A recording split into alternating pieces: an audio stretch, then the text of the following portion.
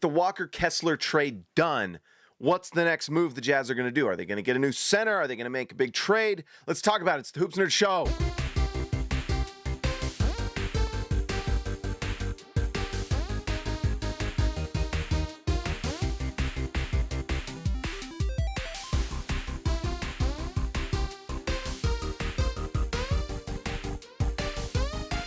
All right, guys, like the video, subscribe to the channel. So, basically, after the Walker Kessler trade was done, and I did it myself, I was wondering, what are the Jazz going to do now that Walker Kessler is gone? And we saw them right before it happened. They signed Jusuf Nurkic, which probably should have been a sign to us, a little bit of what Utah was planning.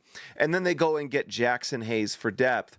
But the question has been, well, aren't they going to go out and get someone much better? And the answer is they probably could. The timing isn't right now. And so what makes the timing right? Well, the thing that the Jazz have been doing so well during the last 3-4 years is that they have been making sure that every time they make a trade, they are not in the disadvantaged position. And nothing portrayed that better than the Walker Kessler trade.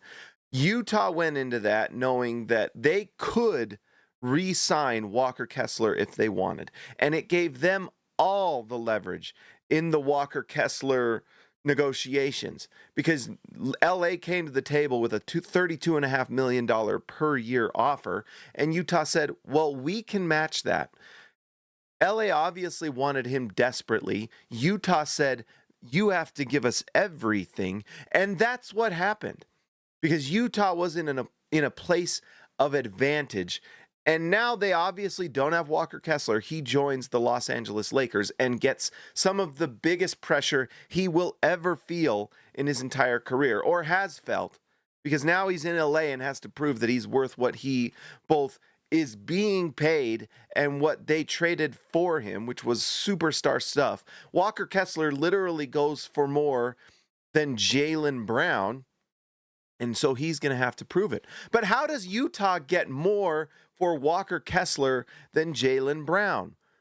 Well, the answer is the Boston Celtics were not in a place of advantage, and the Utah Jazz were. Boston had to make a trade, and Utah didn't. And that has to be the mindset now going forward for Utah. They cannot go into a trade and say, we have to make this happen. Because what happens when you go into that situation is the other team is going to take advantage. And so Utah, the simple answer is not going to do anything unless it makes sense and they're in the advantage. So Utah may make a move for a center, but they're not going to probably do it until it makes sense and fits and they're not desperate for it.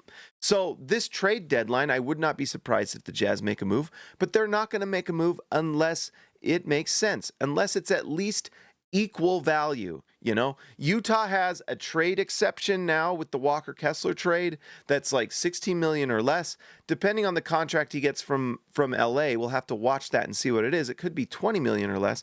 Utah can make a trade for a center in that range, and that's likely going to be a center that's probably a league average player. And if Utah can get a league average center, like the 15th best center in the NBA, and pay him a solid contract, that's an absolute win for the Utah Jazz. And in a lot of ways, with how strict the CBA is, you have to make sure that in a lot of ways, you're not just looking for production or big time numbers.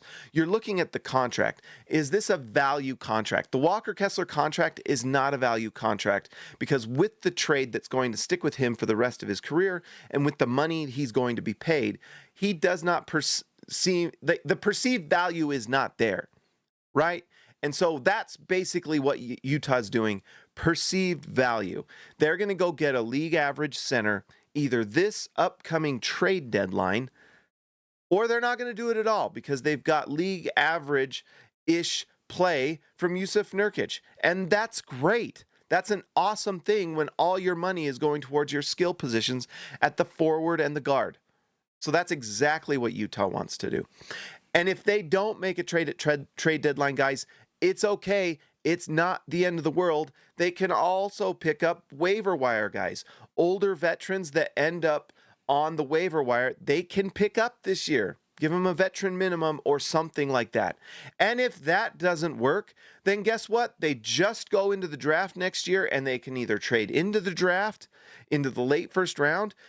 Boston got Chris Sinak Jr., who I wanted badly, at the 27th pick or something like that, 28.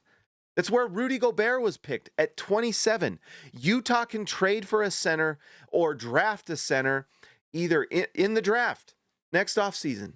And if they don't do it in the draft, they can find a trade somewhere else. So Utah's going to make this happen, but they're not going to do it unless it makes sense and it's the right move. The number one thing that Danny Ainge has been good at and is obviously happening with Austin Ainge is the patience factor. And at times when you're in desperation, the patience is frustrating because you want to make it happen. But when you're in advantage position like the Jazz are in now, with now a superstar in Darryn Peterson that they've signed, with Keontae George on the upswing, and veteran all-stars in Lauri Markkanen, Jaren Jackson, and another player in Ace Bailey that might be a superstar as well if he meets his potential. Utah doesn't and shouldn't do anything unless it makes sense, unless it's value, and unless it helps the Jazz fill the needs that they have. But right now, that's what they've done. They may have a little bit of disadvantage in their depth at center, but that's okay. Every team has disadvantages. The worst thing you can do is make trades in desperation. Just ask Boston. Guys, like the video, subscribe to the channel. I'm going on vacation. I'm going to be live remotely. I'll talk to you next time. Tonight, DP, Camp Boozer.